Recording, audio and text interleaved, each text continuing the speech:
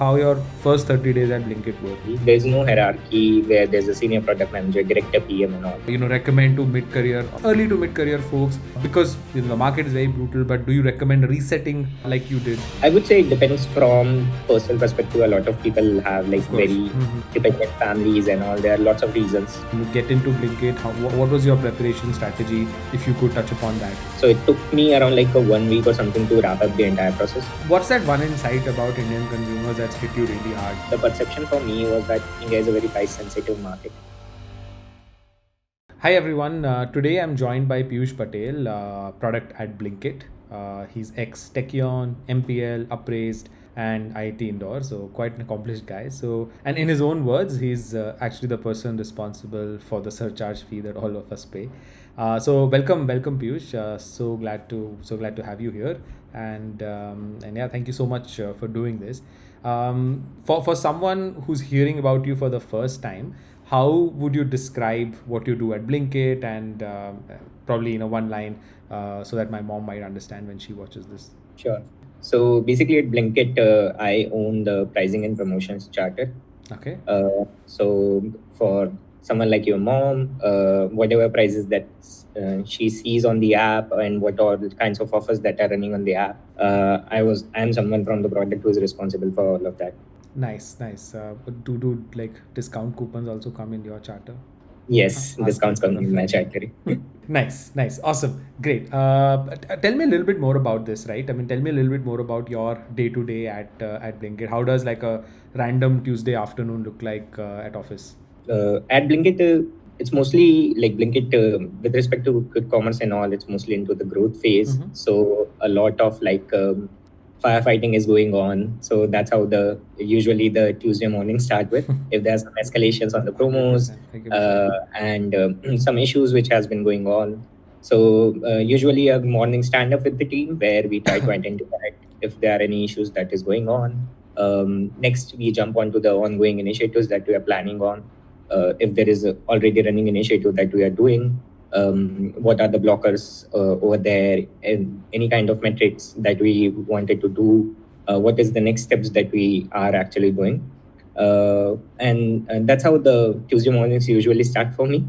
And then the day goes on the basis of the planned day, different initiatives, meetings with different stakeholders, business growth, design and engineering. Right. Awesome. Which I mean, what part of your day do you like the most? Do you love the most? What part of the day do you look forward to the most right now at your work? Yeah, I feel like the problem solving phase. So like whenever I get to connect with like designers and where we are trying to brainstorm about the problems for any customer focused initiative, and also like brainstorming with engineers, how are we tackling that solution from an engineering perspective.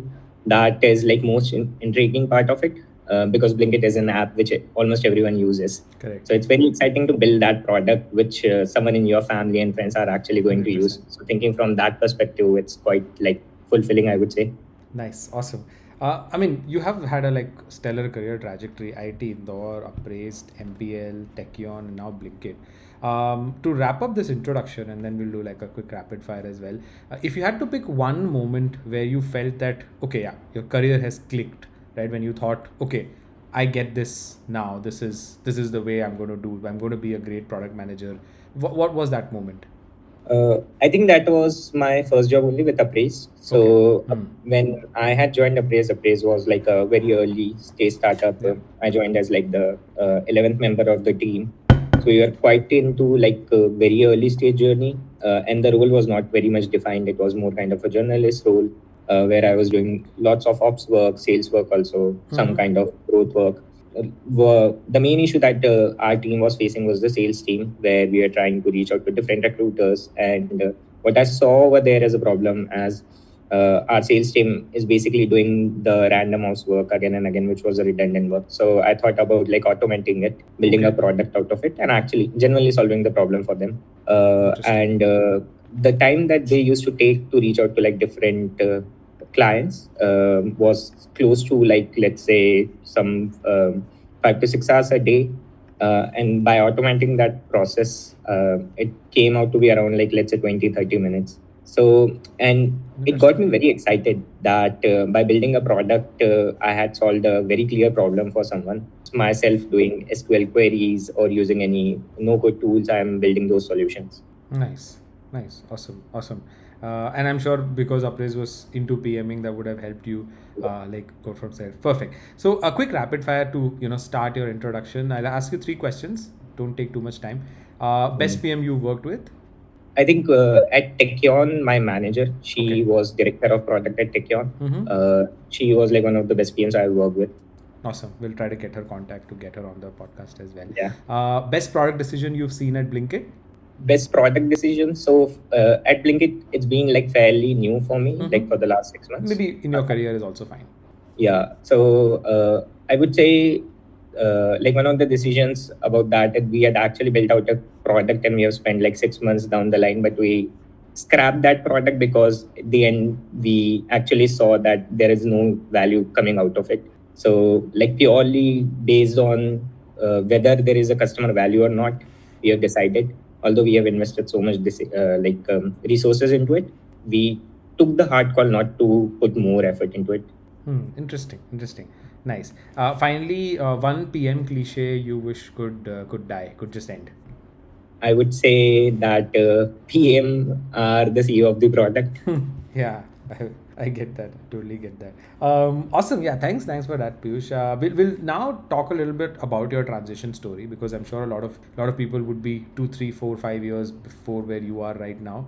So would want to dive in your transition story as well. So it's been a fairly non-linear path, right? So help me break down that, right? A braced MPL internship, then associate PM, then Techion, B2B SaaS, and now quick commerce, right? Very different worlds. Was there a thesis behind the moves, or great opportunities kept coming along and you felt that this was the right time to explore something? What was the mental model there? Yeah. So I think for me, I always have this mental model of like joining a company where it's in the growth stages, Okay. whether like there's a chance of growing big. At the start of my career, when I joined Appraised, it was a pure, I would say, mission oriented sort of a thing where I really wanted to join an early stage startup to actually like build something out of it, where like I can scale that startup to a, let's say a Series D, Series E company, and then work there for like 2.5 years actually trying to grow that startup. Post that, while I was at early stage, what I believed as a PM role at early stage startup, the role is kind of a lot of things. It's not like product management, what happens at usually at big companies where there are lots of stakeholder management or how to build products at scale itself, because it's a lot of zero to one product at early stage startups. So there, the mental model over there was to join like a big corporation where I can see how things work at scale actually. Okay. And then take on as opportunity came by, where I worked on enterprise products and I worked on B2B SaaS products. Um, and after Techion, I actually took like 4 months break where I was really trying to figure it out, which industry I really wanted to go into. It's because there also I had this mental model. I really don't want to work at places where I'll not be fulfilled with respect to my work. And the mental model over here was that pick out any industry, which is like very similar mental model of like Sequoia, Daglionis, which is that bet on industries which are going big. Got it. So you'll also get a good share of the market itself. So I also think from that perspective, like what sort of industries are actually going big and where I can actually do the work and where my interests lie. And both working at B2B and B2C startups, I have realized that I really like building products for consumers. And so consumer space is something that I want to stay in. And also now what is the space which is actually going big? So that was like quick commerce. Hmm. So I thought this would be a perfect mix for me where the company itself is growing very fast and it's also like consumer focused. So that might be a very good opportunity for me. Nice, nice. A couple of things to unpack there. I'll just do it one by one. So first, the Techion to Blinkit jump, right, which is very interesting to me because B2B enterprise SaaS, laid back, have to work out client relationship, to consumer quick commerce, which is fast, things breaking, experiments every day. So I'm sure there is a lot that you had to unlearn in the first 30 days. So walk me through that. Walk me how your first 30 days at Blinkit were. Yeah. So although Blinkit is like quite a big scale, it's like a public company, Yeah. a part of Eternal itself. What a lot of people don't understand is Blinkit operates like a startup phase. There's like very flat hierarchy. Like I directly report to the head of the product, Oh, and nice. almost all the VMs report to the head of the product directly. There's no hierarchy where there's a senior product manager, director, PM, and all. I see. The senior most position for us is like senior product manager. After that, there are like some PMs who have been with Blinkit for like let's say last 10 years. They are like workers inside the company. Uh, so it's fairly fast run, no hierarchy based company where there's a lot of ownership given to any PMs who is joining the company. So for me, when I had joined Blinkit, I was put into pricing and promotions charter and also like doing a lot of things on let's say homepage Blinkit. And For Blinkit, it's more or like you go figure out, we have trust in you. You go figure out what are the problems in this particular charter or product, whatever problem that you want to start with. Figure out all the problems, make a case. Why do you want to solve this problem? Why it needs to be solved right now? And all of that. So for the first 30 days is just speaking to a lot of folks, understanding the charter itself, speaking to different business units to understand how Blinkit actually works. Apart from the consumer app, how the entire ecosystem works. Just I would say speaking to a lot of folks inside the company, understanding the entire business itself, and then trying to figure out the problems and that what problem I want to first actually work on. Interesting. That would have been a fun experience. I'm sure you got a lot of support in the from the organization, from the PMs and everything to make that happen. Got it. Another interesting part was the break. Right now, of course, a lot of folks in the middle of their career are very scared to take breaks because the market is very brutal right now. Right, you don't know how and when you're going to get back. But you took that break, traveled to Vietnam, met strangers, vibe coded projects, and all that. So I want you to be honest about two things. One is, would you recommend something like this to people? And was it, more of a strategic reset? Was it, dealing with burnout? Or I mean, it could just be vibes that you just wanted to take a break. But my main question was actually on around first, what was it? And then second, would you recommend it? Would this be something that you would recommend to mid-career, early to mid-career folks, because the market is very brutal, but do you recommend resetting like you did? Yeah. Uh, I would say it depends from personal perspective. A lot of people have like Of course. very dependent families and all. There are lots of reasons which they cannot actually avoid. For me, in my case, I was lucky enough that I had a good runway, which I had been calculating. That if Oh, I so you don't had been work for, planning that, you would yeah, need. Okay, makes sense. yeah. So I actually planned, let's say, if I don't work for the next 6 months, do I have enough runway where I can sustain my existing lifestyle and I can actually do things which I wanted to do. And Also, I had like a good family support from my brother. He was also there. Nice. So I know even let's say for the next 6 months, even if I don't get the job, for next 1 or 2 months, he'll be able to cover my expenses. So that was like one financial aspect of it. And If you don't have any dependence or like where you have to give money to your family, where you have like certain EMIs running on or any dependence, I would say like calculate around it, like financially, where do you stand and does it make sense if you don't work for the next 6 months? Can you sustain yourself and your family also? That is like one part of it. Okay. Another part of it was the goal that I would say like I had a very clear goal in my mind that for the next 6 months, what I wanted to explore, that actually like traveling, focusing on my health, and finding out areas where I really wanted to work on. So a lot of people just wanted to take sabbatical where they don't have any goal in mind, Yeah. where they just take a break and then get confused like what they really wanted to do. So that goal also is one of the points. So you had a lot of clarity behind, what you wanted to do and why you were taking a break and so on. God, it makes a lot of sense. Yes, sorry, you were saying something complete. Yeah. So that was like the planning process where I was thinking whether I should do it or not and what I would really wanted to achieve from out of it. So that was mostly the reasoning for doing it. And I think you had like one more questions around it apart Yeah, from I this. mean, of course, what would you recommend it, right? Of course, the reasoning is fairly strategic in terms of this, but to whom would you recommend it? I mean, there are different kinds of people, right? Let's take like 3, 4 archetypes. Let's take three, right? One, someone who's started their career in PM wants to keep growing and has had a couple of decent stints where you were. Another is someone who wants to move into PM. They're probably into a data analyst, business analyst, SDE kind of role, and want to move into a PM. And the third is probably someone who is slightly where you are right now, which is you've got into a great company and now you're enjoying your work and all of that. But at different points, people could feel burnt out, or people could feel that okay, there is a need for reset.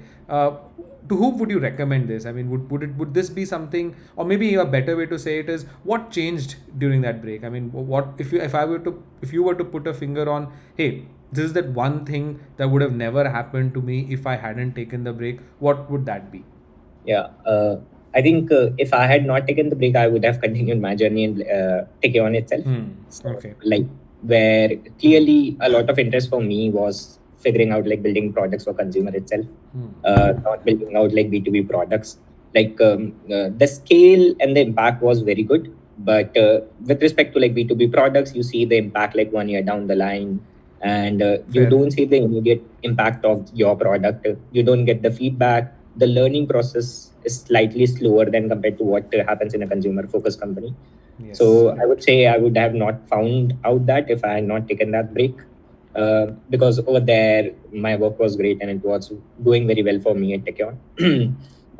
For the three personas that you have mentioned, that someone, let's say, who wanted to transition into PM, someone who's already at my stage, and then one more person who's, let's say, just started their career, should they take a break or not? I would say, like, for someone who is in my stage and if they have their financials and everything sorted out and they really wanted to find out what industry and what product area they wanted to work at, Okay. um, then they can consider taking a break. Okay. But let's say if they are not very clear about, let's say they love their industry and they are actually enjoying working on those products, I think it's better to take a reset time, maybe let's say a vacation for like 15-20 days, and then try to actually double down on your existing career path. But if you really wanted to change industries, wanted to explore other careers, maybe switch from like, let's say, product to more strategy work or some other kind of work, then I would say it would be a good chance to actually take a break. For someone who wanted to transition into product management, I would not say taking a break would make sense, because PM being like a very saturated market in the first place, where a lot of people wanted to become PMs. And there is also like the market is very bad, the opportunities itself is very low, where like all the PM roles are merging into it. Engineers are now becoming product builders, designers are also becoming product builders. So for people who are into this existing part, it's better if they try exploring PM roles inside the company, where they speak with their product managers, try to take on some work, or try to have more discussions around PM, have a conversation with their manager if they transition into product inside the same org. That would be a better way to do it. And third one, someone who recently just started their career. I would not say, because it's just like you just started your career, you need to learn more, you need to understand like where you can grow into. Got it. Got it. Fair enough. Fair enough. Just the last couple of questions on the transition story, right? One, after you came back, how much time did it take you to get into Blinkit? What was your preparation strategy? If you could touch upon that. Yeah. So I think after that, for me, it took me around like 1.5 month, close to 1.5 months, where like I interviewed at different places, got like 2-3 offers, and then Blinkit opportunity came by. Okay. And the interview process was like very fast actually for Blinkit. So it took me around like a 1 week or something to wrap up the entire process, but close to 1.5 month to actually find the Interesting. job. And what was your preparation strategy? Did you was your time with appraised helped, or what was how was that? Yeah. So for me, mostly what I had done, I was already building like some of the prototypes during my journey, reading about different things. So I thought like I clear out the basics for me, basics of product management first of all. So I'd read Decode and Conquer again, cracking the PM interview again, just for the fun. But I think after a point in your career, what actually matters is how your product development process happened at different points of your career, where like what kinds of product you worked on, what was the impact, what was the decision making, what problem you actually solved. So it's more about I would say retrospecting and see things, what actually I worked on. If I had taken decisions differently, how things would have gone differently, what could I have improved. So all those things. Apart from that, I was mostly using back then GPT and Claude, trying to create. So with GPT, I had created a custom GPT called PM interview process, where I had given it a role to actually ask me questions, where I had described myself, and then it used to ask me different questions, for different scenarios. For like let's say for a B2B commerce company, how the questions or the interview process will look like. For let's say any quick commerce company, how the process will look like. So it's mostly playing around with that. Got it. Got it. Fair enough. Very interesting. Very interesting. Finally, if the 2021 graduate version of you was sitting here and looking at the current job market, what would you tell the 2021 grad version of Piyush? Yeah. I What would you think tell him to for do differently? yeah, I would say not very differently. Very Mm-hmm. honestly, for me also, like for that 2021 version is basically just get started working on something which you are really interested in and something which is actually growing. Okay. So yeah, it can be any company, it can be any product, not necessarily restrained to a particular role. Uh, you can pick out any problem and actually try to solve it from any kind of lens, whether it's a growth lens, whether it's a product lens, or whether it's a ops problem. So for someone who might be, let's say, recently graduating in a 2021 grad, just join a company and actually really try to improve every day, where you are having fun building products, or let's say doing your work. Great. Awesome. I want to talk a little bit about your the AI part of things, right? That's a hot debate right now. But we'll first start with the break again. You mentioned you had vibe coded some projects during the break, right? What were you actually building at that time? And I'm very interested in understanding your point of view on how building solo with AI is very different from now being a PM and probably using AI with engineers. Yeah. So during my journey, I was just trying to understand, because for in my career, I had actually never done coding, Mm-hmm. because I joined into a non-tech role and done a lot of ops works, but like basic kind of coding, whatever prototypes that I had built.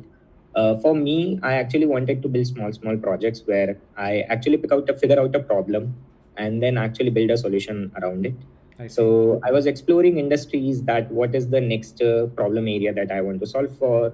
Since I have a cat, one of the areas I really wanted to solve for is like in the pet space. Nice. So yeah, I was What's your exploring cat's that. name? Her name is Zoe. Zoe. So Nice. yeah, so I was exploring areas that if I can solve problems in like pet space, and the other area which I wanted to solve into, let's say, creator economy. So can I build a Interesting. marketplace around it? Does it make sense to even build a marketplace around like creator economy, because there are already existing marketplace were there and all. Mm-hmm. So just tinkering around, trying to solve out problems, reading through all the tweets and what people are doing, and just trying to build some products out of it. Nice, nice. So you were basically like pseudo PMing, Yeah. uh, but with ideas about your own. Very nice. And how is it different with using AI now in a more structured organization? I'm assuming that it's a lot more restricted, probably not as blue ocean as it probably would have been otherwise. But how is it different now? Yeah. So I think a lot of my work, mostly like from conceptual point of view, remain the same. Okay. Actually, figuring out the problem, trying to frame a problem, describe a problem. What really has improved is the productivity for Okay. me, and also quickly experimenting with things. Let's say if there is any particular problem area that I figured it out.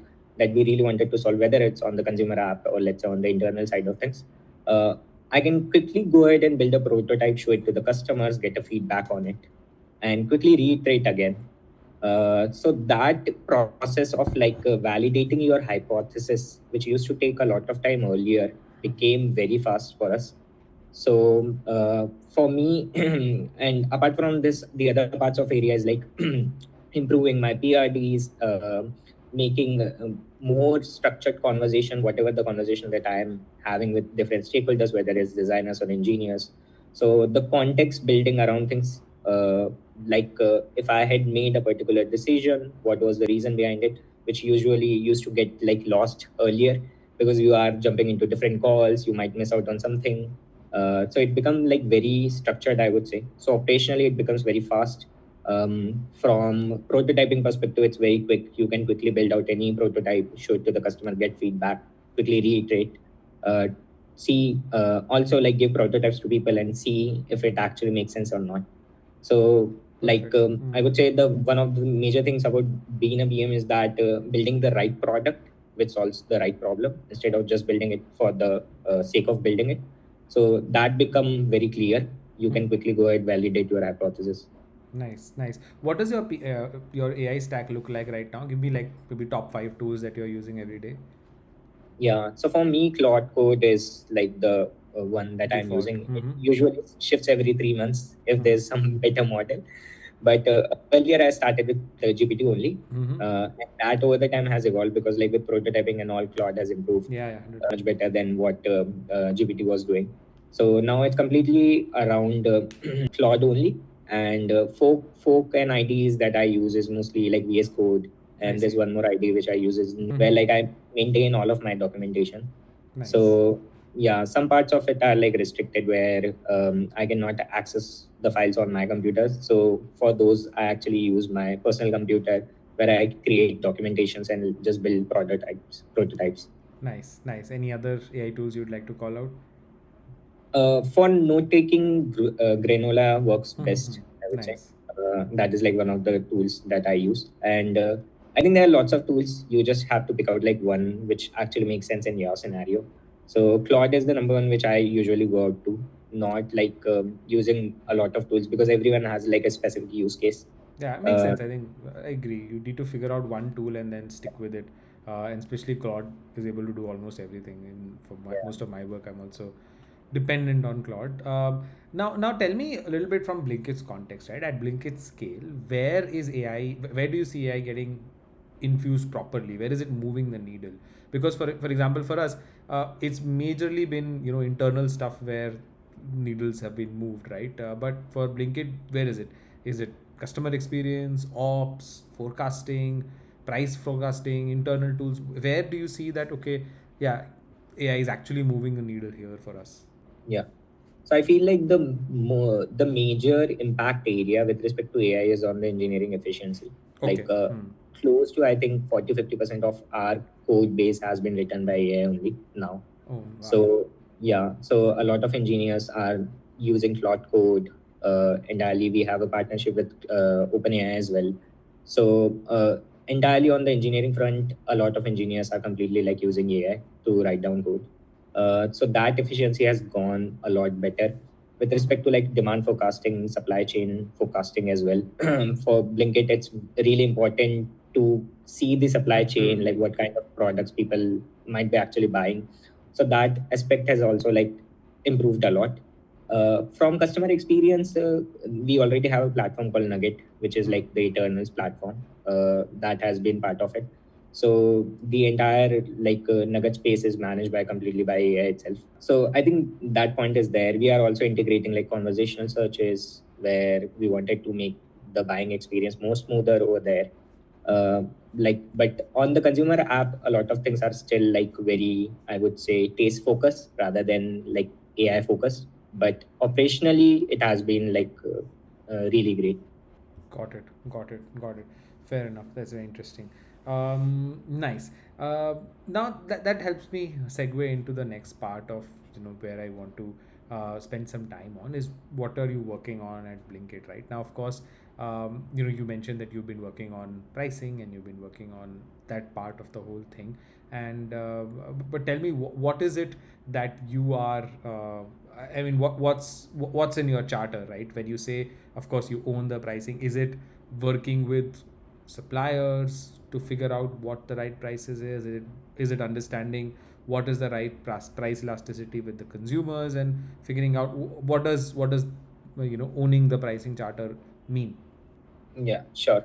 So it's mostly around price elasticity with respect to like on the consumer app, what should be the right price of the product where it makes sense. So Blinkit runs on like inventory-led model where Blinkit buys the entire inventory Yeah. on itself. Then the price that you actually see is something that Blinkit determines, not the basically the inventory we bought from. So for our charter, the goal is to actually give the right prices, right competitive prices to the customer, where it's at per market rate, and also same time improving our profitability. So that is like one Interesting. of the main goals of our charter is like optimizing the finding out the right price point where it makes sense.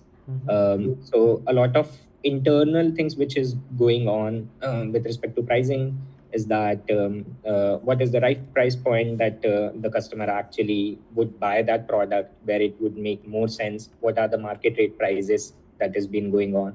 So a lot of internal tools that we are building towards it. Apart from that, we are also running a lot of experiments with like sale events where the pricing actually determines whether a particular product is on sale or not. So there are lots of sale initiatives going on. Nice. Um, So your uh, charter owns the discounting, sale, and all of that as well.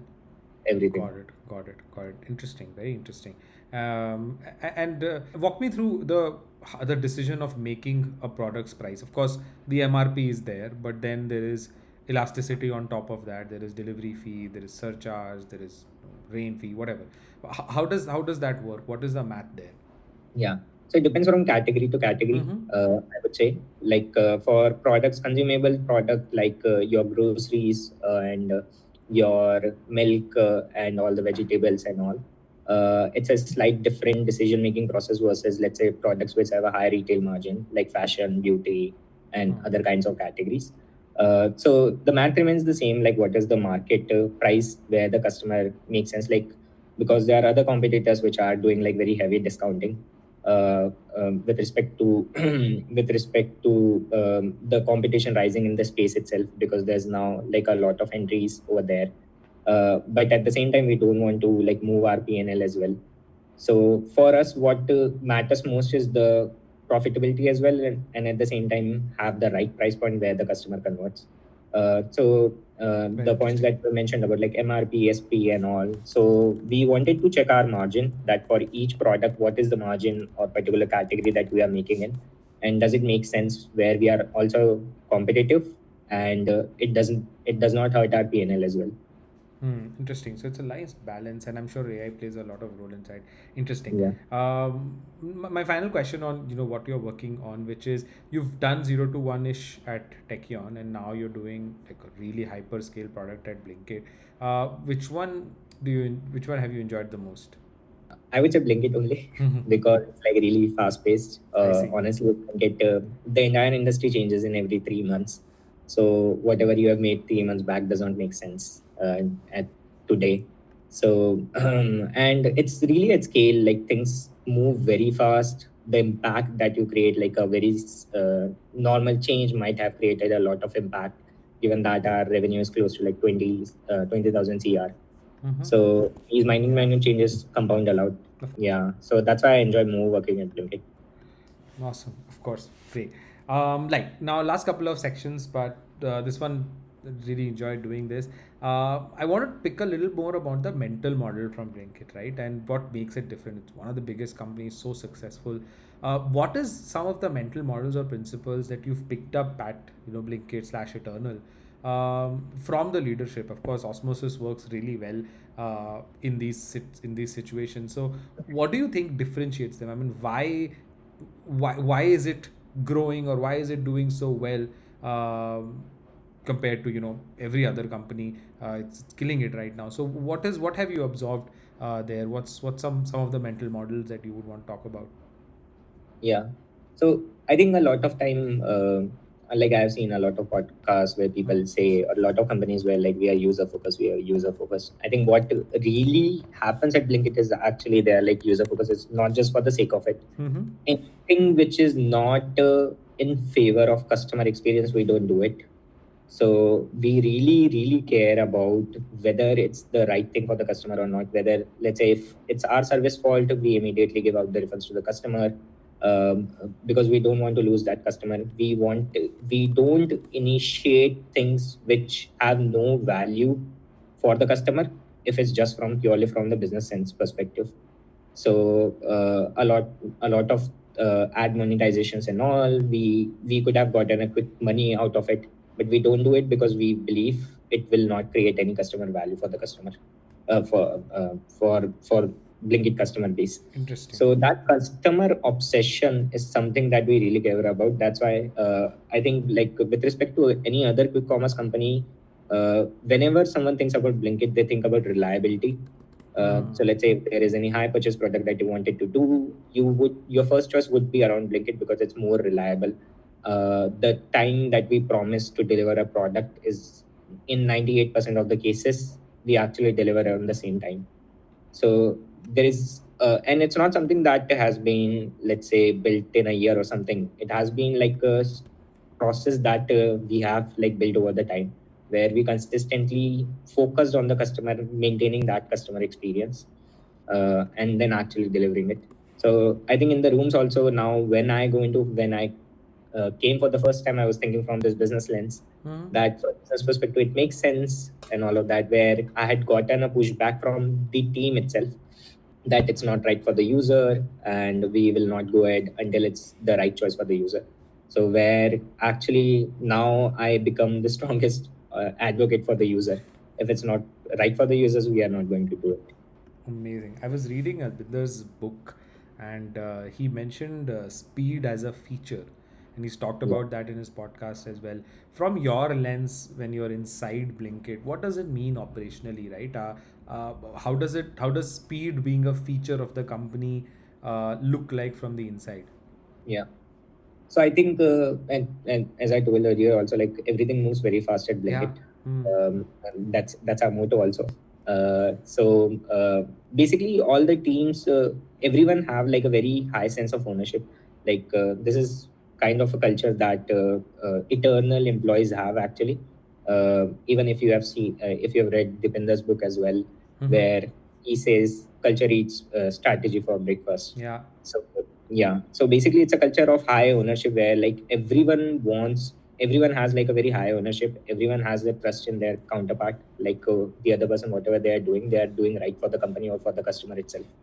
And when you have like a very high trust on your counterparts or your teammates, there's almost always speed over there, because there are, even if there are conflicts and different viewpoints, is something that both the counterparts align on, that it is the right choice for the customer and the business. So things move very fast in that direction. And inside the company itself, like our shipping speed, any escalations that we receive online, any kind of problems that customers face, almost everyone jumps on a call and try to quickly fix it. Nice. So that is like the obsession over that we don't want to make any single customer dissatisfied with our service. That's amazing. That's actually pretty. And doing it at this scale is actually even fascinating. Awesome. Now, of course, I was reading about you, and you talked about behavioral psychology there as well. Talk to me about how important is that in your work? Is that something that really helps? I'm sure, because PMing is about stakeholder management and behavioral principles and all that. How has that helped? Yeah. Uh, I think this at least from consumer perspective, this behavior psychology really helps, because while I was working at Techion, it was a B2B SaaS, and it's a lot about solving complexities with respect to workflows, and a kind of times like take a hit on like the user experience itself, because it becomes more kind of a learn tool, where you are building a product where user actually learns the tool over the period of time. Where like in a consumer product, we actually want to dumb down the product itself. Like anyone, like your mom or your grandparents should be able to use that product. So it really comes down to understanding like what your user might be doing, where they can get confused, where they might get anxiety. Particular, let's say, I would say call out. They would understand. They would not understand. What is the action they would take from a first glance of that screen? What they will infer from this information. So all of this, so Interesting. all kind of like UX loss comes into it, where like you are going to build a hook. Also, you're going to provide the right information, right action points. Next step, whether it becomes very clear for them to actually to do things.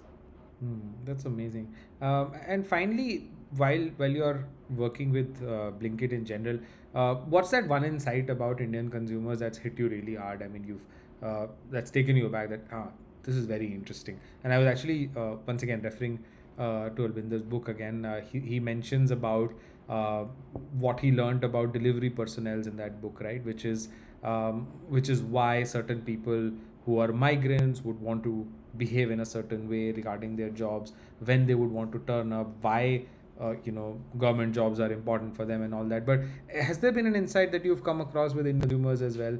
Yeah. So I think what I have realized over the time that when I was not working at Blinkit, the perception for me was that India is a very price sensitive market.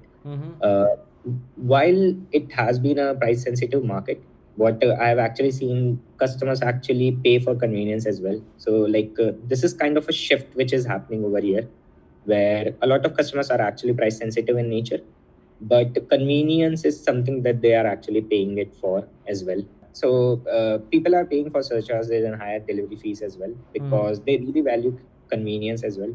So this was something what I thought was not the like earlier. My assumption was that it's a like a very price sensitive game, but actually it's been changing a lot, Yeah, I think. which is very different. Okay, I mean, I was too surprised as well. I mean, I think there are two different Indias, right? The one we live in is very different from what is the typical sense of India. Great. Great. Thank you so much, Piyush, for doing this. And last few questions about you personally, and then we'll close this. Where does Piyush want to be in the next 5 years, right? Do you want to be into a bigger PM role, be a founder, something else? Want to know that. Yeah.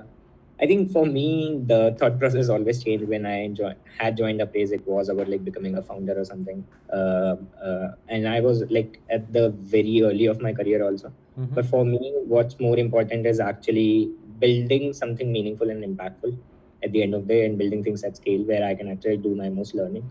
A very honest answer, I'm not very sure like for the next 5 years because I Yeah, don't that's know. fine. That's Everything is absolutely changing. fine. Yeah, yeah. Most of us Yeah, don't know everything that. is changing. Directionally sense of perspective of things is that building something which is at scale and meaningful, which I really enjoy.